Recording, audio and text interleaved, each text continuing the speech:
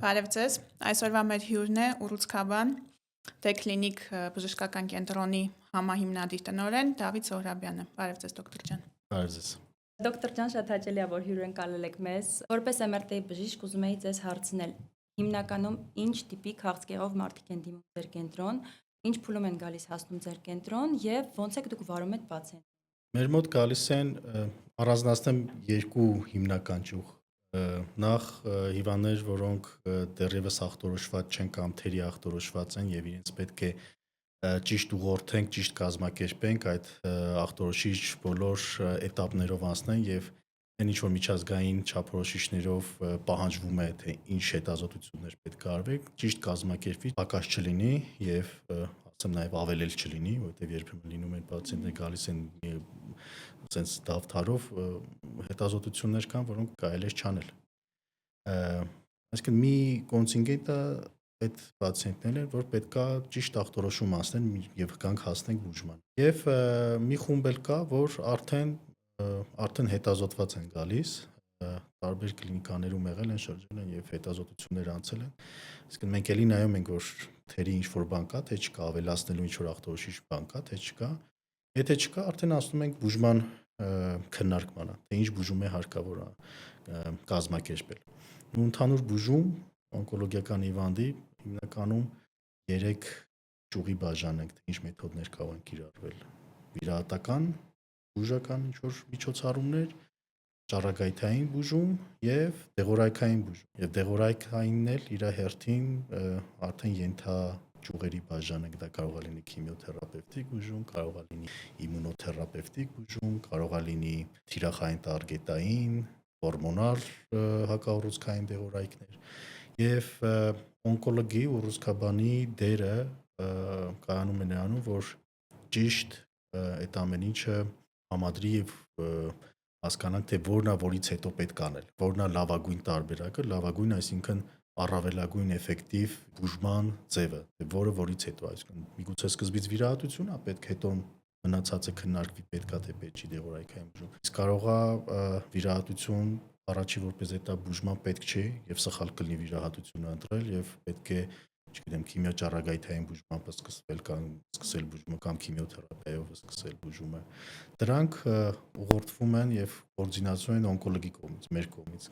Ու այսպես ասած, թող մեծամտություն չլինի, բայց այդ process-ի մեջ դիրժորը ոնց որ դա Այդ ամբողջ սպեկտրը ձեր ուռուցքաբանն է կազմակերպում անում։ Ու միջազգային տերմինաբանությամբ, եթե մեր մասնագիտությունը ասեմ, մենք կոչվում ենք medical oncologist։ Հայերենով մի քիչ այդքան էլ, չգիտեմ, տարբեր թարգմանություններ կա, բժշկական ուռուցքաբան կամ դեղորայքային ուռուցքաբան, բայց ի վերջո այդ դեղորայքային ուռուցքաբանն է կոորդինացնում այդ ամենը։ Հիմա մեր դկլինիկում մենք այդ երկու փուլերն էլ կարգավորում ենք, կառավարում ենք, այսինքն ինչ ախտորոշուչ մեթոդներ պետք է կիրառվեն, ուր պետք է ուղղորդենք, ինչ արվի, որից հետո արվի եւ երբ որ հասնում ենք բուժման, արդեն քննարկում ենք այդ բուժման մեթոդները։ Ես օրինակ մի հատ միտքս մի բան եկավ, այս վերջերս շատ եմ ֆիքսում, որ պացիենտների մեծ տոկոս կա, ովքեր որ անընդհատ կոպիտ ասած նույն բանն են անում, օրինակ գալիս է պացիենտը քո մոտ հետազոտության ու դու տեսնում ես, որ ինքը էլի անցել է հետազոտությունը, այդ հետազոտությունից հետո ոչ մի բան չի արել, ասում ես լավ, դուք ունեք արդեն ես ձեզ այսօր նորություն չեմ ասելու, դուք ես տեսնում եմ 3 ամիս առաջ, կես տարի առաջ գնացել եք, էլի նույն հետազոտությունը արել եք, կամ շատ հաճախ են, որ մի շաբաթ առաջ նույն հետազոտությունը արել են, ունեն արդեն այդ դիագնոզը ու մի հատ էլ են եկել, չեն գնացել կլինիցիստի մոտ, չեն գնացել ոնց որ դուք փաստացի նկարագրեցիք էտապներ, տեսակներ, այդ սպեկտրը, որ էսա պետք է անել, էս նայած ինչ դեպք է եւ այլն, բայց մարդիկ կոպիտ ասած մնում են այդ նույն կետի վրա ու գալիս են անընդհատ հետազոտվելու։ Այ ոնց է կազմակերպվում այդ պահը, որ մարդկանց հասկացվի, որ չէ, շարունակական ինչ որ մի հատ process-ի մեջ ենք մտնում ու հետազոտությունների կետում չպետք է մնալ կոպիտ ասած այդ իրազեկումը։ Տեսեք, տենց լինում է, բայց բարեբախտաբար ասեմ, քիչ է հանդիպում։ Առաջ մի քիչ ավելի շատ էր լինում, 10 տարի առաջ, 15 տարի առաջ, հիմա ավելի քիչ է լինում։ Այսինքն հիմա վերջի օրինակներից բերեմ, որ կրծքագեղձի ուռուցքով ոչ մետաստատիկ, այսինքն պոտենցիալ լիարժեք առողջացող պացիենտ, Այսի դեպք որ առողջացման միտում պետք է ունենա 7 ամիս առաջ ախտորոշված, բայց ոչ մի բան չի արվել։ Եվ հետո էլի ձեր ասածով հիմա 7 ամիս անցել է մի հատ նոր ռադիոլոգիական հետազոտությամբ ԿՏԻ-ով եկել է նորից Տեսնենք մեծացել է ու տեսնենք մեծացել է ինչ ա եղել ոնց է, ասում ենք որ չի հերկվելու էլի, դա հաստատված է։ Այսինքն նման դեպքեր կան, հա։ Մյուս դեպքը որ կրկնակի է լինում, դա նաև գիտեք, որակի խնդիր էլ կա։ Հիմա եթե པարզ խոսանք, լինում են դեպքեր, որ օրինակի համար նոր ԿՏ է արած, բայց ուռուցքը արդեն ախտորոշված է եղել, ԿՏ են արել, բայց արել են միայն որովայն փոքր կոմ։ Հիմա գալիս է ասում ես որ գիտես թոքերդ ես չգիտեմ, մետաստազ կա թե չկա, ուզած չուզած մի հատ նորից պետքա ԿՏ անես, կոնտրաստից ներարկես։ Եվ այդ դեպքում ենթադրենք մի 3 շաբաթ անցել է, եթե ամբողջ արվածությունները այդ 3 շաբաթվա համար նորից չէ կրկնի ԿՏ-ն, բայց կրսկավանդակը չկա, ասում ես պետքա կոնտրաստով ԿՏ-ն արվի կրսկավանդակը, եթե այդքան անում ես մի անգամից նորանքի ոչինչ թող կրկնվի։ Իսկ նման դեպքեր լինում են։ Ես ավելի շատ կուզենայի խոսալ, որ դեպքերում է կիրառվում հենց MRT հետազոտությունը, որովհետև բարձա դուք գտնում եք ուռուցքը,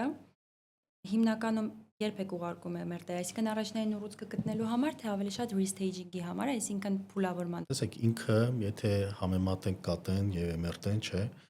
ամեն մեկը իր առավելությունները եւ թերությունները ունի։ MRT-ն ինքը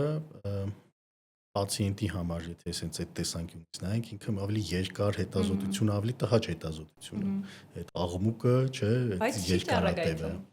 Դե հիմա հա պլյուսներին գանք։ Ճառագայթ չի, այսինքն դա վնասակար չի, ինչքան ուզում ես արա, դա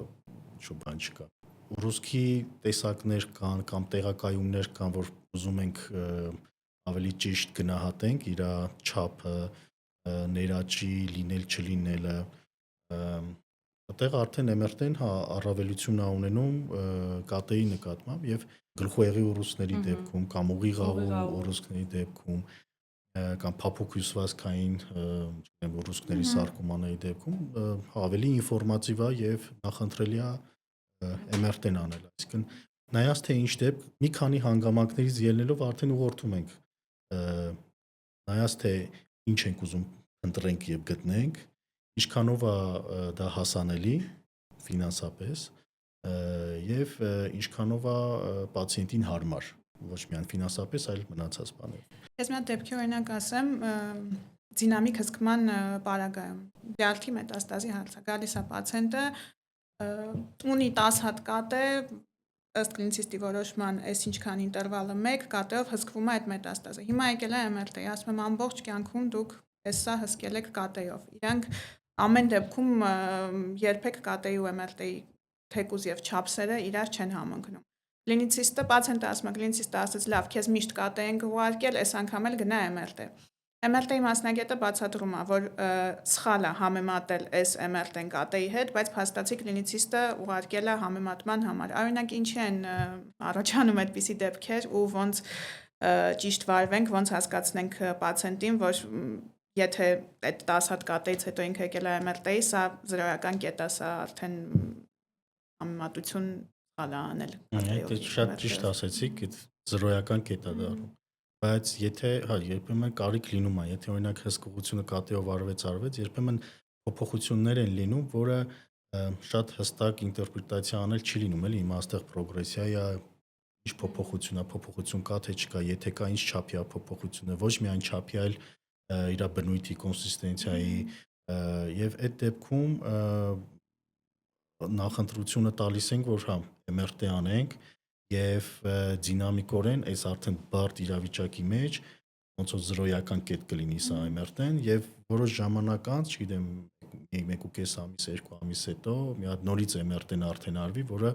ավելի զգայուն, ավելի սպეციფიկություն բարձր ունի, այսինքն MRT-ն MRT-ի հետ համեմատել։ Այս հարցը ես շատ կուզեմ, որ պացիենտները լսեն եւ ֆիքսեն, որովհետեւ կանգնում ենք մենք այդ հարցի առաջ, MRT-ով ես տեսնում եմ նույն այդ գոյացության բնույթը, այսպես ասած, կոնսիստենցիան ուրիշ ձև, տալիս եմ ուրիշ չափ, իրան արդեն թվում է, որ 3 ամիս առաջ ԿՏ-ի հետ համեմատած դա մեծացել է, ինքը իրանով նայում է կատեում էս չափն է, MRT-ով էս չափն է, արդեն ինքը իր մեջ մտածում է, որ չէ, վիճակը վատացել է։ Հարգելի պացիենտներ, դա չի նշանակում, եթե միշտ արել եք կատե ու այսօր եկել եք MRT-ի ու մի քիչ փոփոխված են նույն չափերը, նույն բնույթը, բնութագիրը, դա վերցրեք այդ առաջի MRT-ն որպես զրոյական կետ ու մի մտածեք, որ ինչ որ վատացում է գնացել, որտեղ դա կարևոր հարց է, թեկուզ եւ հոգեբանորեն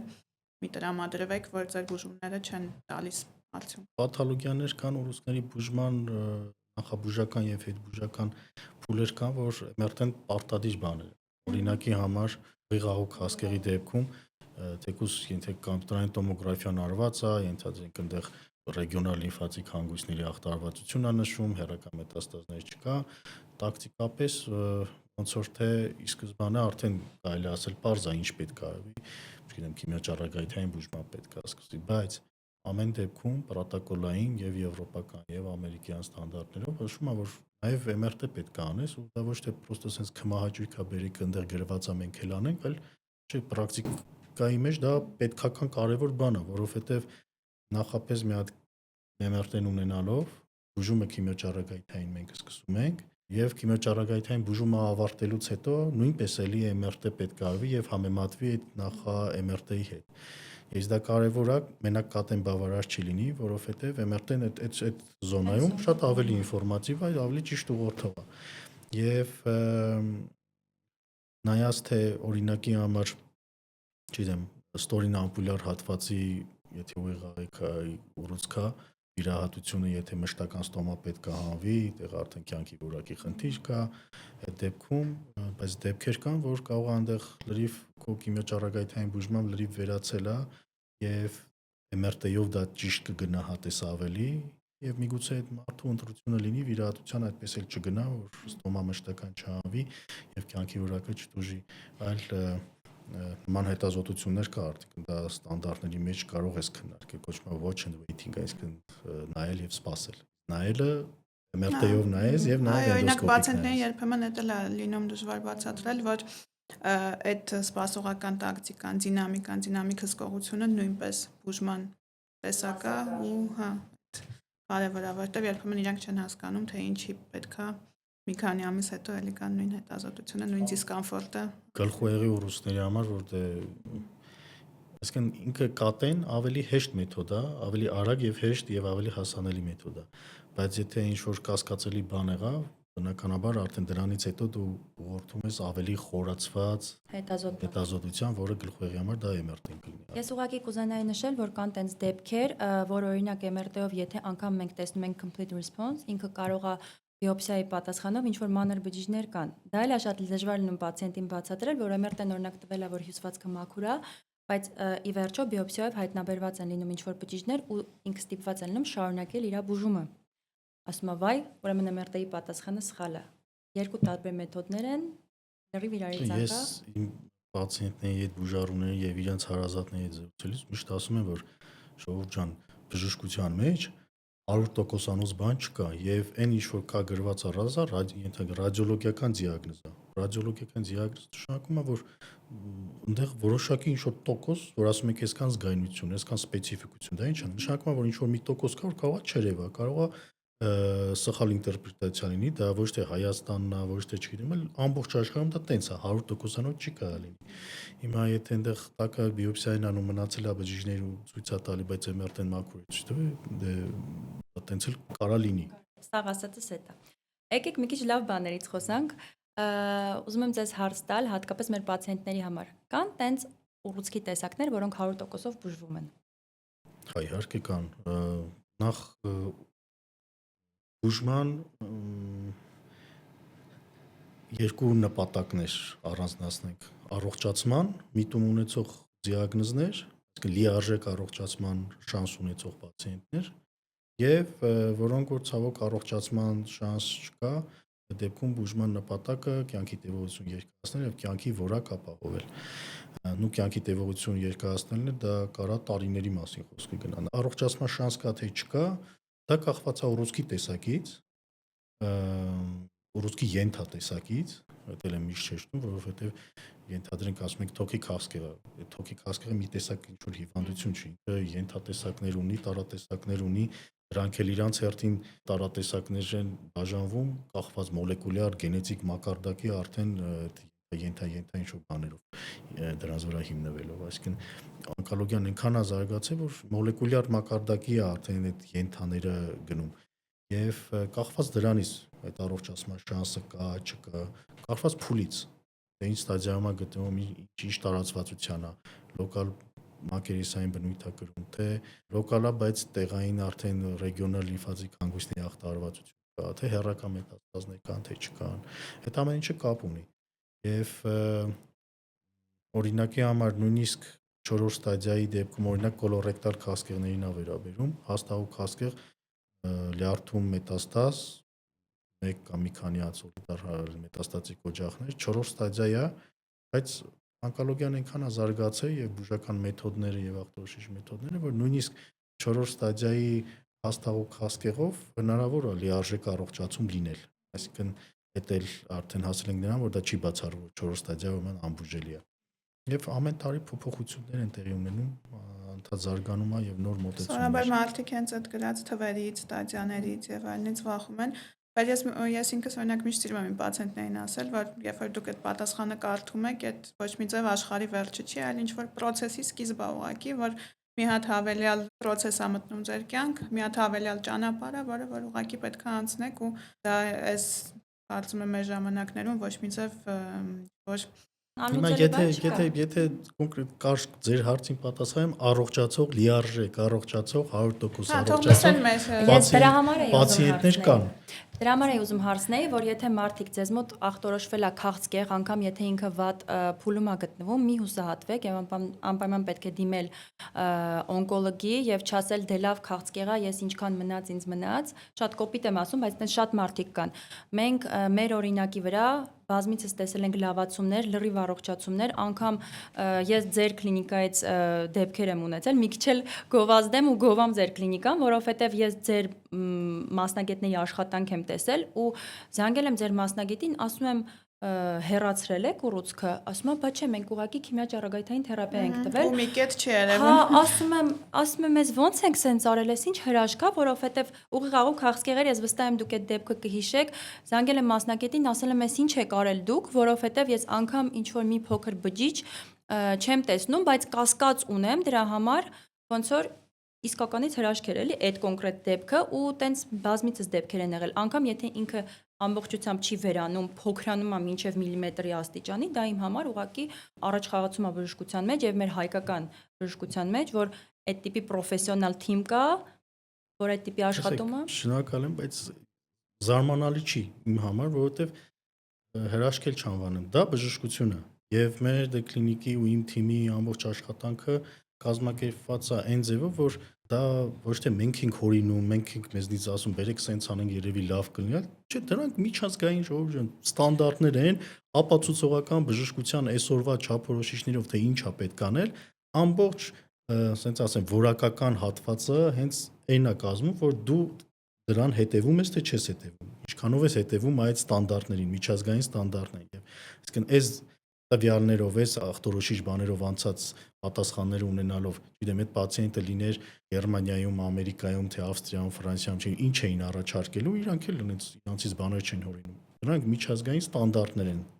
որ եթե դու շարժվում ես այդ չափորոշիչներով, ինքնըստինքյան դու արդեն որակ ես ստեղծում։ Այո, ուզում եի նշեի, որ ձեր կենտրոնում հենց այդ գայդերով են շարժվում ու դա շատ կարևոր է, ոնց որ եւ մենք մեր կենտրոններում շարժվում ենք գայդերով, թե օրինակ որ դեպքերում է պետք կոնտրաստ, ամեն անգամ կոնտրաստ չենք ներարկում մարդուն, ամեն մի ուռուցքի ժամանակ չենք ներարկում, իսկ դա ոնց որ համատարած կարծիք է, որ եթե կա ուռուցք պարտադիր պետքա կոնտրաստի ներարկում։ Ես դեմ չեմ դրան, բայց ամեն դեպքում գայդերով դա տրված չի։ Բայց եկեք համաձայնենք, որ ոչ բոլոր կենտրոններում են ձեր գայդերով շարժվում, որովհետեւ ես անգամ խոսալով մասնագետների հետ, որ ասում եմ օրինակ այս պացիենտը սենց բուժում է իրականացրել, մասնագետը ասում է, բայց ինչի՞ է տենց սկսել, պետքա օրինակ քիմիոթերապիայից սկսեինք, ոչ թե ճառագայթից։ Ոչ բոլորն են շարժվում գայդերով, դրա համար ոնց որ շատ կարևոր է դիմել գրագետ մասնագետի, որ ունենաս լավ արդյունք։ Հետո գիտեք, մյուս կողմներ կուզենամ քննարկենք։ Երբեմն երբ որ ասում եմ պրոտոկոլային գայդլայններով, այդ չափորոշիչներով շարժում մյուս ծայրահեղական միտքն է առաջանում շատերի մոտ, որ դե ուրեմն sense սխեմատիկ այս ձևով դուք վարվում եք, sense ռոբոտացված, չէ, Շատ այդ ձև կներեք, չի ես էլի։ բացընդ եմ ունեցել, որ ինձ ասաց, գիտեք բանը, ես այս մասնագետին չեմ վստահում, ես կգնամ Գերմանիա, որովհետև ինքը ինձ բուժման սխեման գրեց, քիմիոթերապիայի մասին է կոնկրետ այս դեպքում խոսքը, ասում է հետո ես ինտերնետում այդ նույն սխեման եմ գտել։ Ու դու չես կարա բացընտին բացատրես, որ նույն է ձեր ասած։ Սխեմա, էլի չափորոշիչներ, բայց գիտեք, ամեն պացիենտի համար ամեն դեպքում նաև ինդիվիդուալ մոտեցում պետք է ցույց տաս եւ որոշումները դա ինդիվիդուալ լինի, թե այս պացիենտը նախ ինչ տարիքում է, ինչ ճանապարհ է անցել հիվանդության, ինչեր աստացե, ինչ բարդություններով ա եղել, թե չի եղել, այսինքն լիքը բաներից է կախված, թե այդ քո որոշումը, որ կայացնում ես, հենց իր համար ես կայացնում, բայց այդ որոշումը տենց մի գծով գծված չի, էլի։ Այդ գայդլայնները, պրոտոկոլները, այդ միջազգային չափորոշիչները քեզ օգնում են, դրանք հիմքն են քո բուժում առաջարկելու, բայց ամեն դեպքում հիվանդի համար, պացիենտի համար անհատապես դու արդեն որոշում ես, թե որն է լավագույնը։ Իսկ օրինակ ինչի՞ց է, որ ինչքան ուզում է զարգանանք, ինչքան ուզում է լինենք այդ ապացուցողական բժշկության մեջ, գայդերի մեջ եւ այլն, մեկը չի անցնում ոչ մի ձև այդ անվստահությունը պացիենտի ու միշտ օրինակ մենք շատ ենք առնչվում, երբ որ դու իր հետ դիագնոզից խոսում ես, ինքը միանգամից արդեն մտածում է ուր է գնալու, Գերմանիա գնալու, Ֆրանսիա գնալու, ստեղա գնալու, ընդեղա գնալու, իրան ուղղորդում ես, ասում ես, չէ, գիտես ինչ կա, այդ ռեսուրսը ծախսելու փոխարեն դու արդեն վաղվանից կարաս ստեղես սկսես, բայց մեկը այդ անինքնավստահությունը կա։ Հենց Հայաստանի բժշկության նկատմամբ է երևի թե, բայց իմ սուբյեկտիվ կարծիքով ես իմ պացիենտին հաստատ Երևանում կբուժեի, որովհետև մենք մեր բժշկությունը շատ բարձր մակարդակի վրա է, զուտ իմ անձնական փորձից եմ մտածում, տենց կանեի։ Ամենակ մեկ զարմացած գալիս են ասում են, գիտեք, բանը տարանք ծերեմերտեն, չգիտեմ, Գերմանիայի շարիտեի ես որ կլինիկ, էլի նույն բանը ասեցին ու դա շատ լավ է նույն բանը ասեցին։ Դեք հետո ասեմ դա մենակ հայաստանյան բնորոշ բան չի, ամբողջ աշխարհում ընդունված բան է։ Հիմա օրինակի համար, չգիտեմ, մարդիկ կան ցանկանում են գնան Ռուսաստան, բուժումը ստանան, չնայած հիմա արդեն շատ քչացել է այդ բանը։ Ռուսաստանցին կամ հայաստանցին ուզում է գնա Եվրոպայում բուժումը ստանա, ասեմ, բայց Եվրոպայի պացիենտներն էլ ուզում են գնան Ամերիկայում բուժումը ստանան։ Այսինքն այդ միգրացիաները եւ այդ անվստահության բաները կա։ Լսել եմ բան Իսպանիայում էր, որ ասում են, ադա Իսպանիայում բժշկություն չկա, էլի բան պետք է Ամերիկայում կազմեք։ Այսինքն այդ բաները կա միշտ էլ մարդկանց մեջ թերահավատություն։ Դա այդ հոգեբանական ինչ որ ֆակտորների մասին մենք սկսեցինք խոսալ, կուզեի խոսալ ձեր կենտրոնում պացիենտին հոգեեմոցիոնալ պատերժկայի մասին, ոնց է իրականացվում, ունեք հոգեբաններ թե չէ, եւ եթե անգամ չէ, վստահ եմ, որ ձեր բժիշկները շատ կարեկցող են եւ ամեն մի պացիենտին վարում են որպես անհատ։ Այդ շատ կարևոր հանգամանք է ամբողջ բուժման ընթացքում, ոչ միայն բուժման, այլ նաև նախաբուժական շրջանում։ Եվ հենց դե կլինիկի կարեմ ասեմ տարբերություններից մեկը հենց դա է, որ ոչ փիլիսոփայությունը դրված այն ձևով, որ բացի գրագետ ճիշտ ախտորոշում բուժում, այլ նաև այնպիսի պայմաններ լինի պացիենտի համար, որ պացիենտը իրան հիվանդանոցում չզգա։ Այդ հոգեբանական եւ բան լարվածությունը, ստրեսը մինիմալի հասցվի, ինքը չզգա, որ հիվանդանոց է գալիս։ Եվ շատ բուժառուներ արտահայտվել են, կամ որ հարցնում ենք այդ ֆիդբեքը ուզում ենք ստանանք, որ հասկանանք ինչ փոփոխություն անենք դրա կամ բացական կամ ինչն է լավ, որ ավելի ամրապնդենք։ Շատերը ասում են, որ չէ, միջավայրը ուրիշ է եւ տեսակ տնավարի այնց տակուկ ինչ որ միջավայր է ստեղծված, որ ավելի լավ ենք մեզ ստեղ զգում։ Չենք զգում, որ գիտես, ինչ որ հիվանդանոց ենք սառը պատերով գալիս։ Ու իրականում ինչքան կարևոր է բժիշկ կլինիցիստ, ռադիոլոգ կլինիցիստ կապը, որ մենք որպես ռադիոլոգ միշտ կարող ենք զանգարել ձեր կլինիցիստին ինչ որ ավել հարց տալ, որ ավելի ճիշտ դիագնոզ դնել կոնկրետ պացիենտին եւ նույն ձև ձեր կլինիցիստը կարող է զանգել ռադիոլոգին ինչ որ մի աջակցության տեսանկյունից ու այդ ամեն ինչը արվում է միայն ու միայն պացիենտի դրական ելք ստանալու համար։ Ինչքան կոմֆորտ աշխատել տենց միջավայրում, ոչ միայն դկլինիկի մասին է գնում խոսքը, այլ նաեւ այլ բուժհաստատությունների եւ ուզում եմ հատուկ սա խոսել ռադիոլոգների, բժիշկների, կլինիցիստների համար, որ ինչքան շատ մենք աշխատենք միասին իրար հետ, այնքան ավելի շահով դուրս կգա պացիենտը։ Եվ մենք կհաջողենք։ Դե կարևոր է բժիշկ պացիենտ հարաբերությունը ոնց է, բժիշկը հարազատ։ Մենակ այդ 4 ներարկումներ, բուժումներ, խոսակցություններ տեն չէ՞ լի, դա Երբեմն կարիք է լինում, որ պացիենտին դու ինքդ հասկացնես, որ դու էլ ես իր նման մարդ, այս վերջերս ես ինչ որ միտեղ կարդացի, որ ասում է երբեմն պացիենտի հետ խոսալուց, երբ որ ինքը քեզ պատմում է իր գանգատը, քո հանդեպ, բժշկի հանդեպ կարա մեծ վստահություն առաջանա, երբ որ օրինակ ինքը քեզ ասում է, ես ես ինչ գանգատը ունեմ, դու իրան ասում ես, այ գիտես, իմ մոտ էլ է սենց լինում, կամ ես էլ եմ ունենում այս գանգատը, կամ իմ հարազատն էլ ունի այս ինչ խնդիրը, ու դա ոչ թե ես ինքս համարում եմ, որ դա ոչ թե ինչ որ միջ բժիշկ, միջ պացիենտային սահմանների խախտում է, այլ ուղղակի սովորական կարեկցանք է, որը որ կարա օգնի, որպեսզի այդ պացիենտը քո հանդեպ վստահություն ունենա ու կարծում եմ դրա մեջ ոչ մի վատ բան չկա, որ դու իրան որպես մարդ վերաբերվես ու այդ գիտեք, օրինակ մեր մասնագիտության յուրահատկությունը այն է, որ մենք երկարատև բուժում ենք անցկացնում, երկարատև կապի մեջ ենք լինում եւ այդ բուժարուների հետ արդեն իրանք մեր հետ, մենք իրանց հետ արդեն կապ հաստատում, հարազատական բան է լինում։ Ու իրանց